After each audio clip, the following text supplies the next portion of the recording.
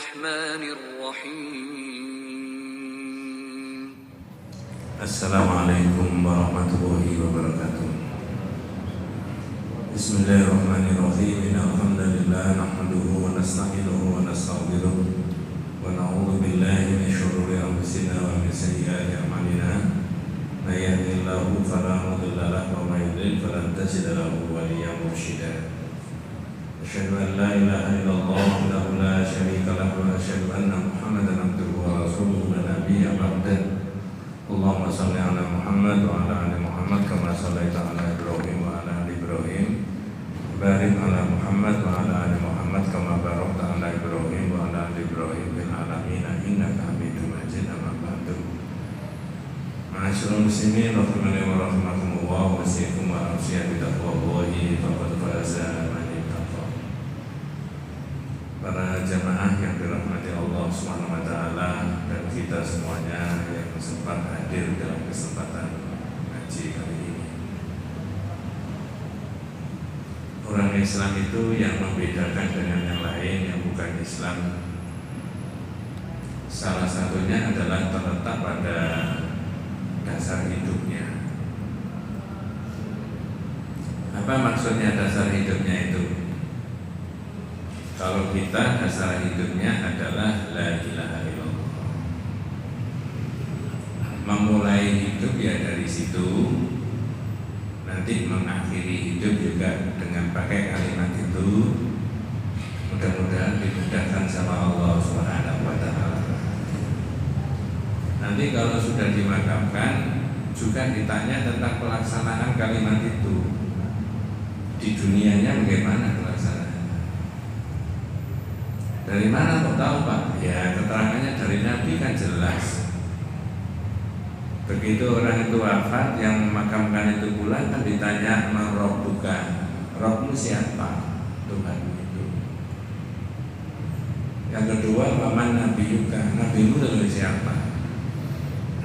Yang ketiga waman dinuka, agamamu apa? Nah kalau orang Islam itu jawabnya yusabbitu Allahu alladziina aamanu bil qouli tsabit. Orang Islam itu menjawabnya dikuatkan, diteguhkan sama Allah dalam kehidupan di dunia dan akhirat. Tapi orang kafir itu hanya samitun nas. Iya, saya mendengar ada orang ngomong gitu. Jadi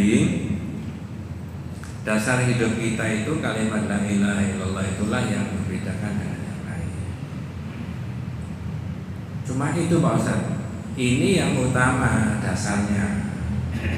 Nanti dari kalimat itu rentetannya panjang.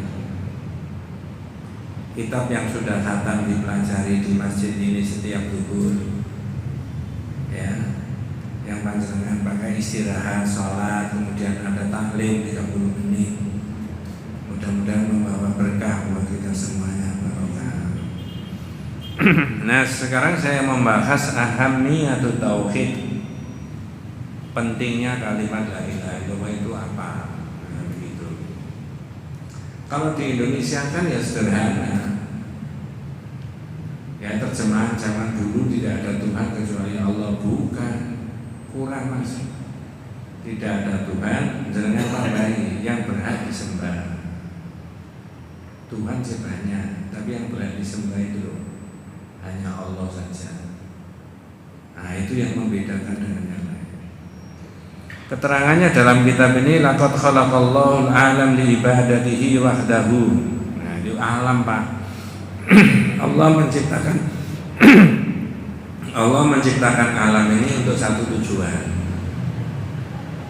Apa tujuannya? Untuk menyembah Allah. Duh, alam Ustaz? Iya. Terus bagaimana caranya benda-benda dan barang-barang? Ya gampang. Kalau ada ini besi ditaruh di air, gampang apa timbul apa tenggelam? Tenggelam. Kenapa? Yang sekolah kalau tidak lupa pelajarannya zaman dulu katanya BD-nya lebih berat daripada BD air. Benar nggak? Kalau ada gabus ditaruh di atas air tidak tenggelam. Kenapa? Jadi balik aja, BD-nya lebih ringan daripada BD air. Bener Pak? Itu kan hasil penelitiannya orang. Tapi yang dimasukkan di kitab ini, Allah menciptakan alam itu untuk beribadah kepada Allah satu-satunya.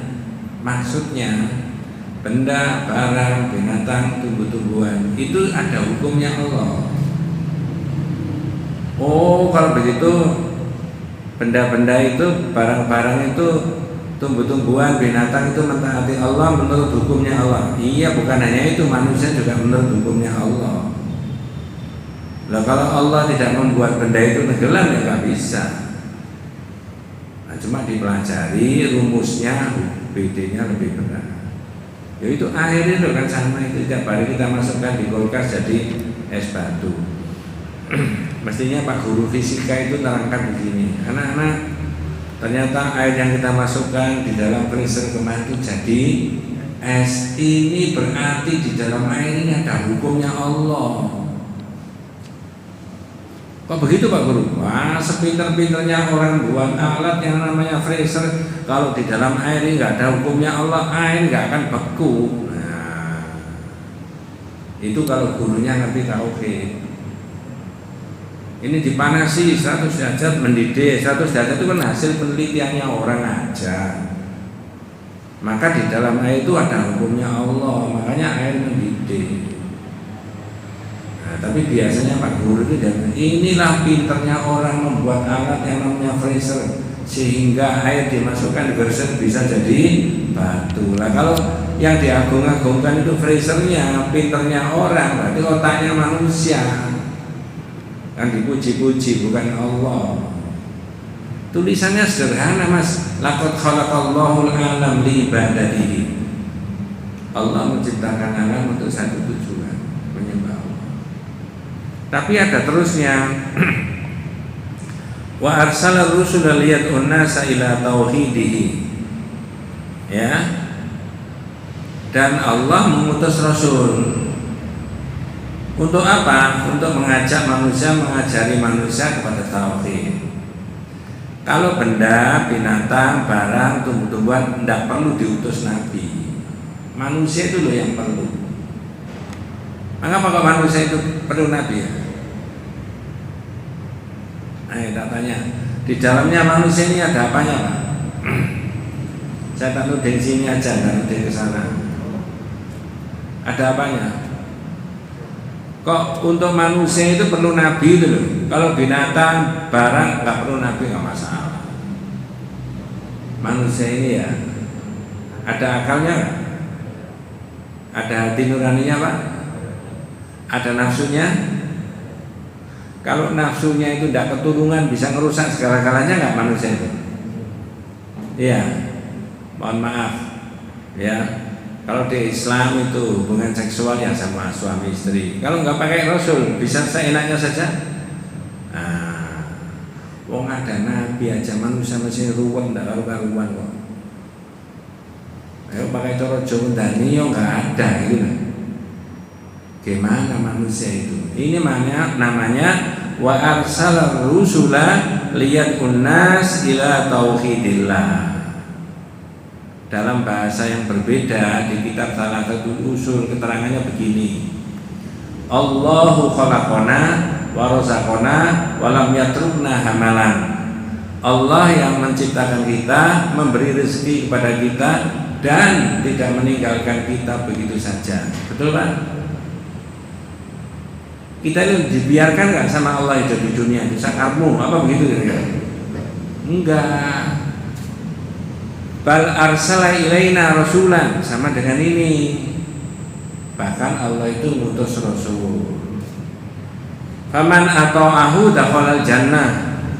Siapa yang mentaati rasul masuk surga. Faman asahu dakhalan nar. Siapa yang mendurhakai rasul masuk neraka. Semau-maunya Allah, terserah Allah, nerakanya sendiri, surganya sendiri, makhluknya sendiri, dihidupkan sendiri, mau manut ya. Sudah tak kasih rasul, tak kasih nabi, tak kasih Quran, tak kasih kitab, mau manut ya terserah. Nah, kalau tidak manut ini nanti. Nah sekarang saya tanya, Apa ada orang kepingin masuk surga tanpa mengikuti Rasul? Bisa masuk nggak kira-kira? Halo? Sampai ini capek kerja mulai pagi tadi. Saya ulangi, apa bisa orang masuk surga tanpa mengikuti ajarannya Nabi? Nggak bisa. Ya apa caranya? Surga jangan diterus nombah itu miliknya Allah, terserah Allah gitu loh. Terusnya wal Qur'an Karim yahtamu bi aqidati tauhid fi aktsari suwari. Quran itu yang jenengan baca setiap hari itu sangat perhatian pada akidah tauhid. Ini yang hadir atau yang tidak hadir pasti semuanya ngerti. Ayo Mas, ayat apa yang menjelaskan mengenai tauhid yang jenengan baca setiap hari lebih dari 20 kali? Apa? Loh, sinten menan Pak? Surat Hah? Al-Fatihah. Intinya Al-Fatihah di mana? Iya kan? Oh, saya pernah sudah menjelaskan 3 bulan yang lalu di sini ya Mas. Ya. Makanya imam-imam Masjid Nabawi, Masjidil Haram itu kadang-kadang mau coba Fatihah itu sampai iyaka itu nangis. Saya bolak-balik cerita itu. Karena pernah sendiri ya Allah mentakdirkan itu mendengar nangis.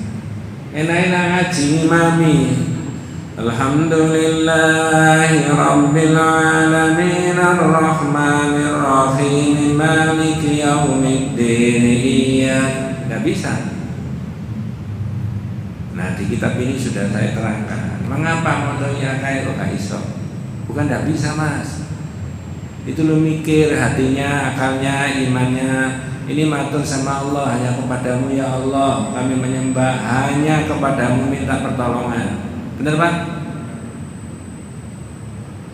Saya tanya, ini anak muda-muda mesti kabeh ya paham ya.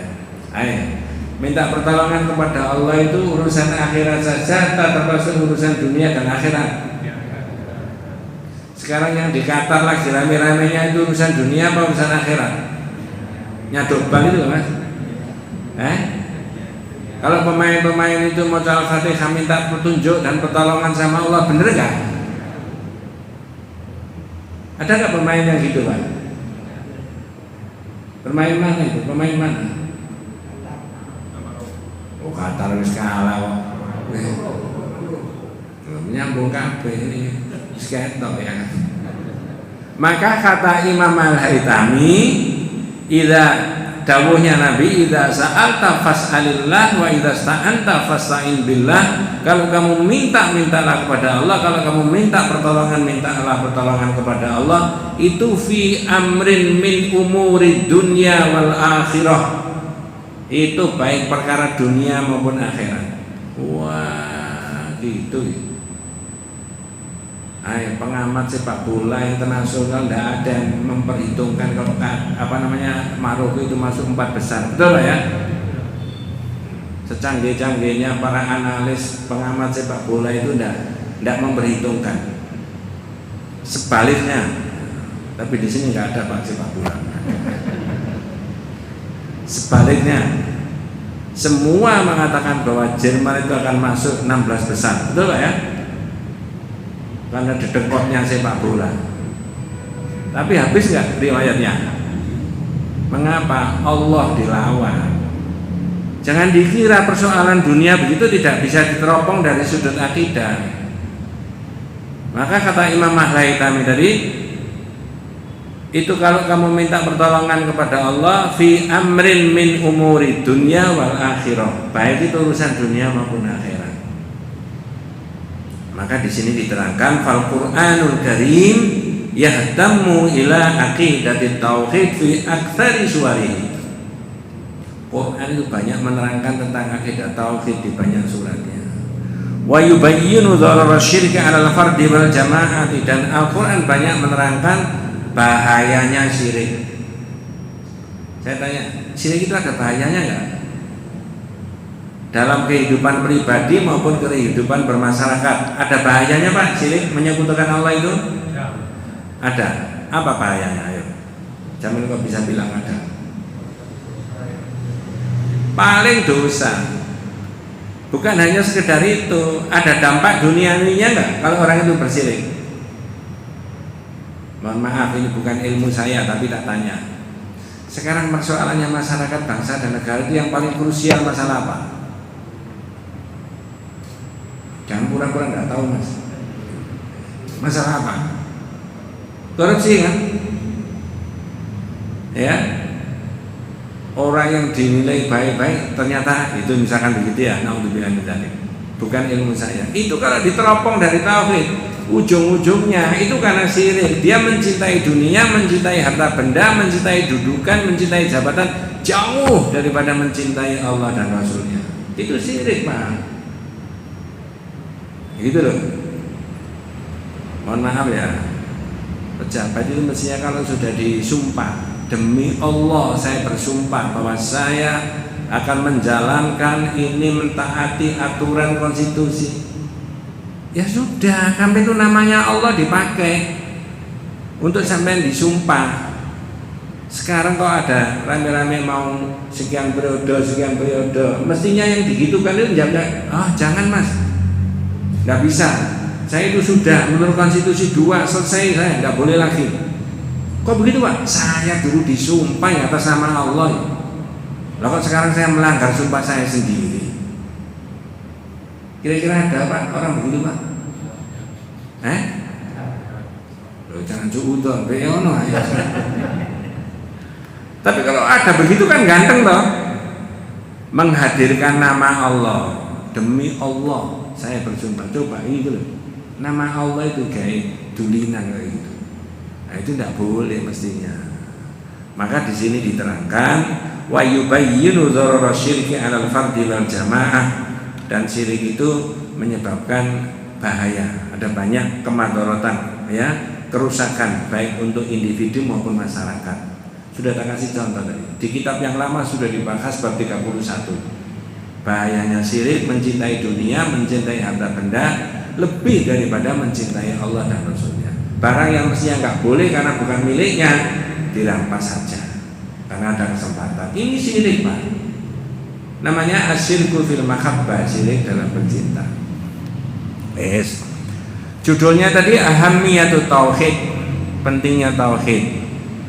Nomor 2, inna rasula jami'an bada'u da'watahum ila tauhid alladzi amara Allahu litablighi linnas. Para rasul itu, para nabi dan rasul, Pak, mulai yang pertama sampai yang terakhir, ada berapa nabi dan rasul? 25 itu kan pelajaran SD, nggak berubah-ubah ini. Yang diterangkan di Quran 20, yang tidak diterangkan nggak tahu. Tapi terakhir siapa yang diutus oleh Allah, diperintah? Muhammad sallallahu alaihi wasallam. Mudah-mudahan besok kita masuk surga bersama Rasulullah sallallahu alaihi wasallam. Ya, diutak-atik dari banyak aspek itu sebenarnya tentang keberadaannya Rasulullah itu tidak bisa diragukan. Hanya orang percaya apa tidak, hanya hidayahnya Allah saja.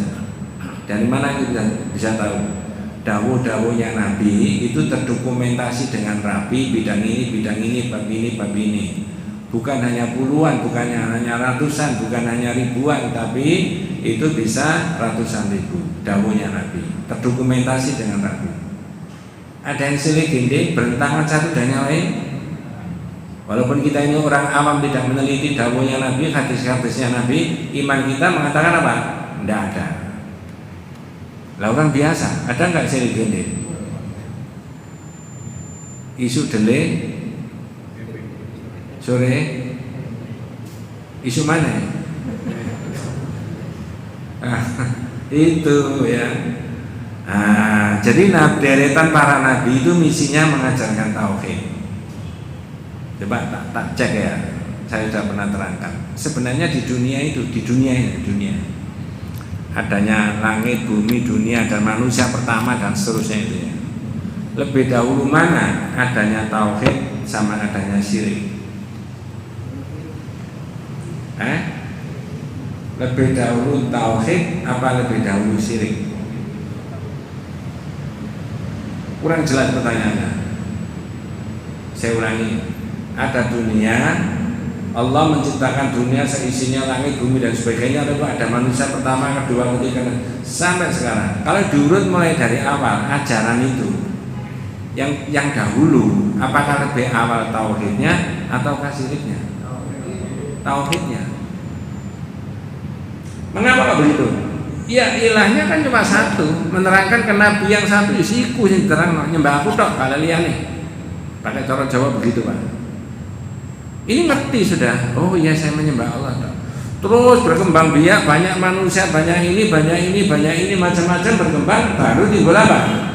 Syirik. Maka setelah Nabi Nuh, menurut historikalnya, sejarahnya, banyak ada kesyirikan itu. Nabi-nabi setelah itu, para rasul disuruh mengembalikan lagi dalam posisi apa? Tauhid. Itu yang terjadi. Wahada Rasulullah sallallahu alaihi wasallam, atau sebelum itu minta tolong dibuka surat Al-Anbiya. Wa ma arsalna min qablika mir rasulin illa nuhi ilaihi annahu la ilaha illa ana fa'budun. Surat Al-Anbiya ayat 25. Dan kami tidak mengutus seorang rasul pun sebelum engkau Muhammad, ya, melainkan kami wahyukan kepadanya bahwa tidak ada Tuhan yang berhak disembah melainkan aku, ya. Maka sembahlah aku. Berarti deretan para nabi sebelum Nabi Muhammad misinya sama dengan Nabi Muhammad. Ya, kalau di historikalnya sejak sebelum Nabi Nuh semuanya ini menyembah Allah saja. Nanti lain kali saya bahas ininya. Mengapa kok timbulnya kesyirikan? Syirik itu berikutnya. Begitu deretan setelah Nabi Nuh semuanya diperintahkan untuk mengembalikan akidah tauhid. Nah itu salah satu diantaranya. Kami tidak mengutus Rasul sebelum kamu Muhammad, kecuali kami wahyukan kepadanya bahwa sesungguhnya tidak ada ilah yang berhak disembah kecuali aku, maka sembahlah aku. Nah, kemudian keterangan berikutnya, wahada Rasulullah baqiya 13 aman fi Makkah. Ini saya menyebut Makkah, mudah-mudahan yang belum pernah tidak sana haji dan umrah dimudahkan sama Allah Subhanahu wa taala, ya. Yang sudah mudah-mudahan ibadahnya diterima sama Allah Subhanahu wa taala. Nabi Muhammad itu dalam sejarahnya ada periode Mekah, ada periode apa? Madinah. Di Mekah berapa tahun setelah diangkat menjadi nabi? Jawabannya 13. Berarti di Madinah tinggal berapa tahun? 10. Mengapa kok begitu? Ya jelas, jadi nabi umur 40 ditambah 13 53. 53. Ya. 53. Berarti di Madinah tinggal berapa? 10. 53 tambah 10. Ada yang bawa kalkulator? 63. Ini selama di sini itu akidah tauhidnya. Makanya nanti kita ketemu marhalahnya Nabi. Orang itu Mas, kalau ingin kepengen jadi pemimpin yang sukses, ikuti caranya Nabi memimpin. Tahapannya itu loh, tahapan. Tapi nanti ada titik tekannya masing-masing di berbagai tahapan. Nabi itu tahapannya ada 4, ya. Tapi 4 itu merupakan hasil. Pertama adalah tahapannya tahapan tauhid yang di sini diterangkan marhalatut tauhid. Jadi selama 13 tahun itu akidah. Orang itu kalau keyakinannya sudah padu, Pak, kuat, tidak bisa Pak dibolak-balikkan itu. Ya. Kalau sudah yakin betul tentang Allah itu dan menyembah Allah. Sebenarnya negara kita ini sudah punya Pancasila kan, ketuhanan.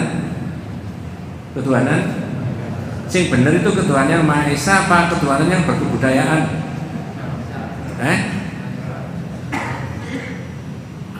Tapi ada nggak orang mau merencana mau dirubah menjadi ketuhanan yang berkebudayaan? Wis lali gak apa-apa wis. Iya, itu tauhid Pak bagi umat Islam. Orang profesinya apa saja, partai politiknya apa saja, kalau dia Muslim dia harus mengakui Allah satu-satunya Tuhan. Nah jadi tauhid itu pemersatu. Jadi ini marhalatul tauhid. Saya nggak menerangkan itu panjang lebar. Yang kedua, marhalatul ukhuwah. Orang itu dipersaudarakan sama Nabi. Mas, walaupun kamu beda-beda ini saudara semuanya loh ya. Baik di internal umat Islam maupun orang Islam dengan orang yang bukan Muslim. Ini betul itu. Coba dipelajari Piagam Madinah itu. Piagam Madinah itu kan ada agreement perjanjian antara orang kafir sama orang Islam. Nah, jadi ukhuwah itu penting, disatukan umat itu supaya nggak bercerai.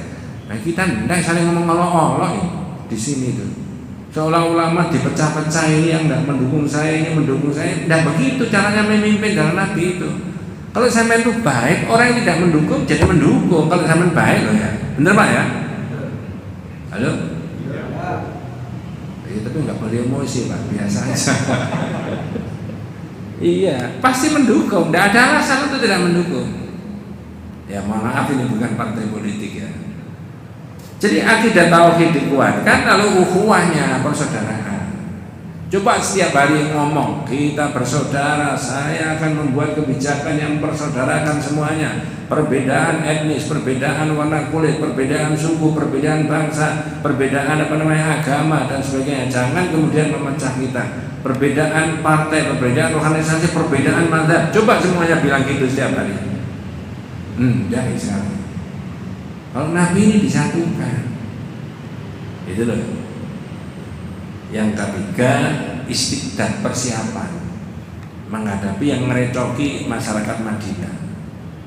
Jadi kalau persiapannya kuat, orang mau merusak masyarakat Madinah nggak bisa, karena apa? Wis bersatu orangnya Pak. Baru yang terakhir tahqiqun nasr, ada kemenangan. Nah di sini yang ditulis cuma di bagian awal ini saja. Wa hadza Rasulullah sallallahu alaihi wasallam baqiya 13 aman fi Makkah wa huwa yad'u qaumahu ila tauhidillah wa du'aihi wahdahu duna siwahu. Selama 13 tahun Rasulullah di Mekah itu mengajak umatnya untuk bertauhid saja. Wa yurabbi Rasulullah sallallahu ala tauhid mundu sighar. Justru tauhid ini dikuatkan oleh Nabi kepada para sahabatnya, termasuk yang masih kecil-kecil. Jadi ada keterangan Ibnu Abbas itu masih kecil, ditanya, dipanggil, ya gulam, sini nak. Diberitahu sama Nabi, idza sa'alta fas'alillah, wa idza sta'anta fasta'in billah. Kalau kamu minta ya minta sama Allah ya, minta pertolongan ya minta pertolongan sama Allah. Anak kecil gitu. Jangan seperti yang saya pernah ceritakan itu guru saya itu Pak, ya, zaman SD. Saya pernah cerita di sini. SD kelas 1 Mas, anak-anak Tuhan itu tidak ada. Saya hidup di bener Pak. Nah, begitu saya sudah tua ini guru saya tak cari, nggak ada gurunya. Ya. Kalau tidak percaya, tangannya gini, matanya dipejamkan, minta permen sama Tuhan, diberi nggak? Tuhan minta permen, disuruh dididik begitu. SD kelas 1 di desa. Ada anak-anak, nggak ada Bu Guru. Coba sekarang minta Bu Guru, tangannya diginikan seperti tadi, minta didumi satu-satu Pak. Ada permennya di tangannya, ada Bu Guru. Makanya Tuhan itu tidak ada. Jangan minta sama Tuhan, minta sama Bu Guru saja. Ternyata guru saya itu PKI Pak. Ya. Untung muridnya setelah itu mondok Pak. Ya. Nah itu. Jadi Nabi mulai kecil mengajarkan tentang siapa yang diminta, itu Allah. Nah begitu. Wa yaqulu li ammihi Abdullah bin Abbas, ini saya katakan tadi, itu misananya. Kalau Jawa itu sepupunya. Masih kecil panggil udah sini. Jadi nah, kalau minta sama Allah ya. Dia diberitahu begitu. Begitu. Wa hadza tauhid huwa haqiqatu dinil Islam. La ilaha illallah itulah hakikatnya agama Islam. Orang sholat aja Mas ya. Jenengan saya setiap hari sholat, jenengan ya sholat. Naudzubillah min dzalik. Kalau ada riyaknya, sholatnya diperbaiki karena tahu dilihat orang. Ada riyaknya enggak? Kalau caranya sholat begitu. Ya. Dapat pahala? Nggak dapat. Nggak ada. Jadi kalau diurut rukun Islam itu syahadat, sholat. Tapi kan yang diumumkan ke sholat, suruh ini waktunya.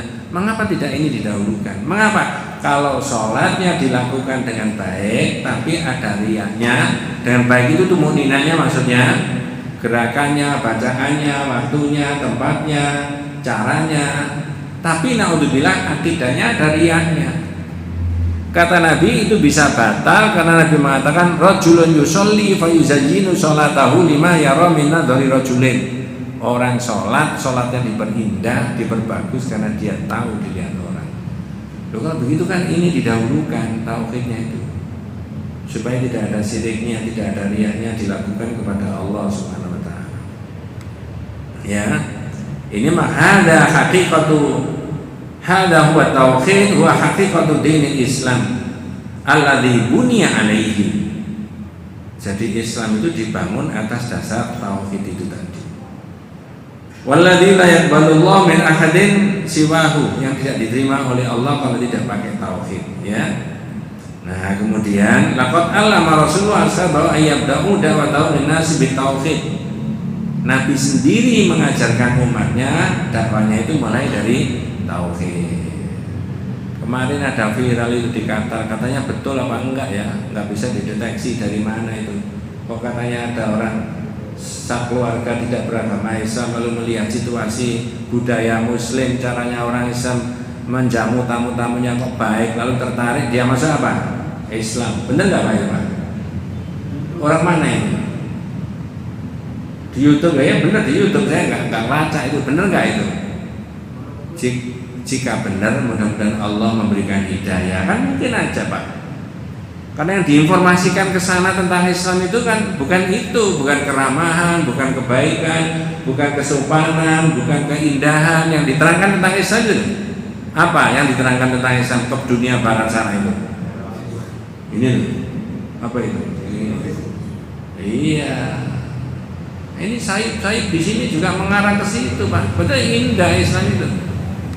Nah, begitu. Ini konsepnya sudah ada. Ya. Nabi mengajarkan allama Rasulullah ashabahu ayyabda'u da'watahum linnas bitauhid, ya.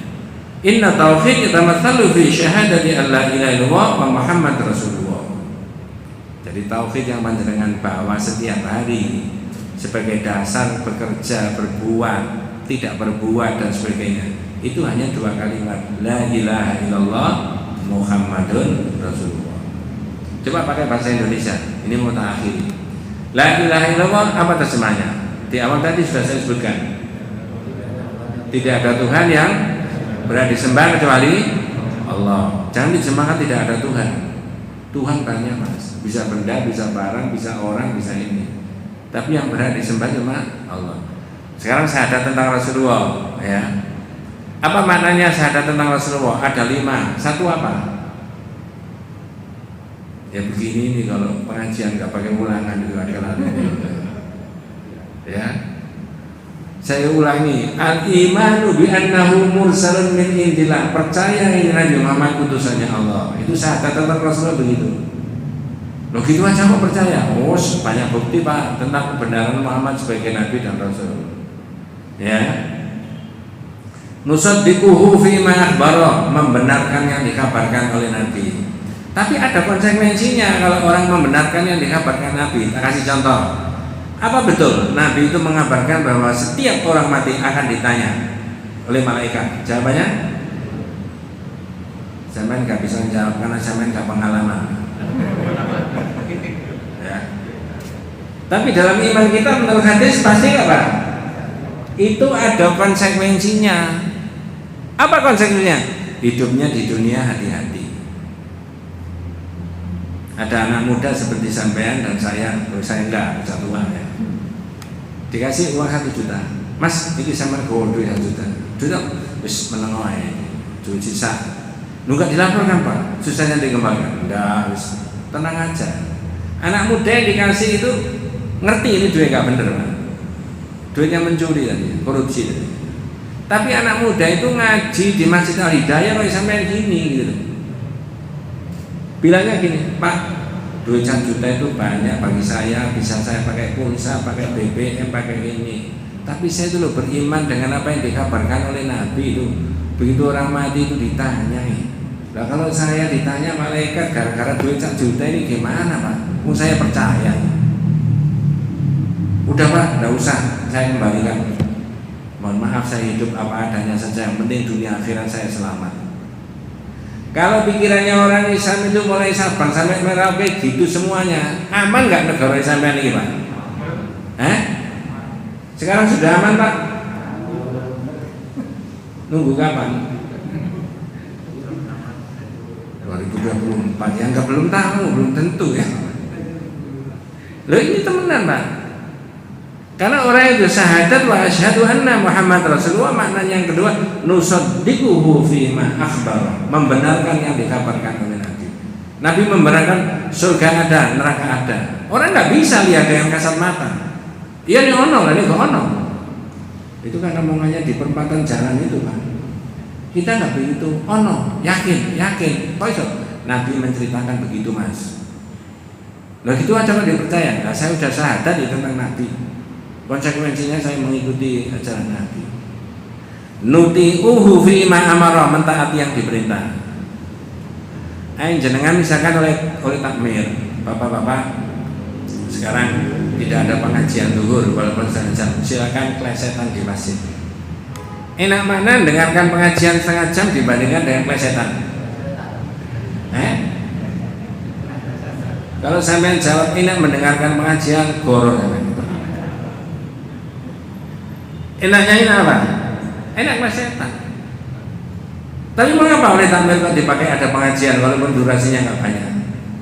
Kewajibannya takmir untuk memakmurkan masjid, jenengan ikut join itu dalam rangka mengikuti apa yang diajarkan oleh Nabi tadi. Ada sunnahnya Nabi taklim walaupun setengah jam. Ini namanya nuti'uhu fima amara wa natruku ma naha anhu wa zajara, meninggalkan yang dilarang, wa na'budu waha bima syara'a. Ayat kelima, beribadah kepada Allah menurut yang disyariatkan oleh Nabi. Semula jangankan orang sholat Pak, ada orang mati diapakno Nabi itu, kalau nggak diterangkan Nabi orang nggak ngerti, nggak tahu. Jangankan sholat, jangankan haji, umroh, poso, batalnya poso dan sebagainya. Orang mati saja mau diapakno mati, nggak ngerti. Ini tonggoku mati, diapakno itu. Delok endo hadis, diapakno hadis Nabi kan gitu kan. Jadi ini suruh menanam, ya gak ditanam toh. Nah kalau ditanam kan bisa tukul, nanam jagung. Enggak, di hadis itu prosedurnya dimandikan. Ada tata caranya gini. Udah diatur sama Nabi. Setelah dimandikan, disolati. Ayo Mas, berapa rakaat salatnya? Di tempat yang lain ada yang 4 rakaat Ustaz. Nggak konsentrasi soalnya. Tidak pakai rakaat, takbirnya saja berapa? 4. Habis begitu, ini aja kepalanya ditaruh di mana? Sebelah selatan apa sebelah utara? Kalau di posisi Indonesia, utara. Habis itu kemudian dikafani tadi, disolati, kemudian dimakamkan. Sekarang saya tanya, dikafani aja. Ustaz, kita ini kan sedang membudayakan batik Nusantara. Boleh nggak orang mati dikafani dengan kain batik? Yang sunnah Nabi yang mana? Pakai kain batik apa kain putih? Kain kafan dulu. Putih kan? Kita ini batik Nusantara Pak Ustaz, sekarang digalakkan sampai orang mati juga pakai batik. Boleh nggak gitu? Tidak boleh. Mengikuti Nabi Pak. Sampai Masya Allah, mudah-mudahan besok kita semuanya husnul khotimah ya. Karena pasti itu pasti memasukkan di liang lahat. Kalau ini posisi liang lahatnya gini, dimasukkan dari sini, bisa masuk nggak? Bareng-bareng, kakinya, badannya, kepalanya dimasukkan bareng ini, bisa masuk nggak? Dari arah barat Lalu saya tanya, bisa masuk nggak? Yang saya tanyakan, bisa masuk nggak? Bisa. Dimasukkan dari timur begini, digelundungno, bisa masuk nggak? Bisa. Dikerek, dari atas, bisa masuk nggak? Yang menurut sunnahnya Rasulullah yang mana? Dari arah selatan. Ya lagi sampai nanti nggak Pak ya? Kalau dimasukkan orang dari sini, sampai jangan mau Pak ya. Ngerti maksudnya?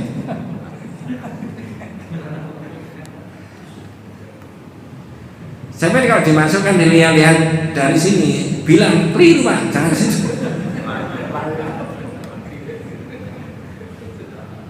Memasukkan saja itu pakai ada cara menurut Nabi dari arah selatan. Berarti yang dimasukkan dulu apanya?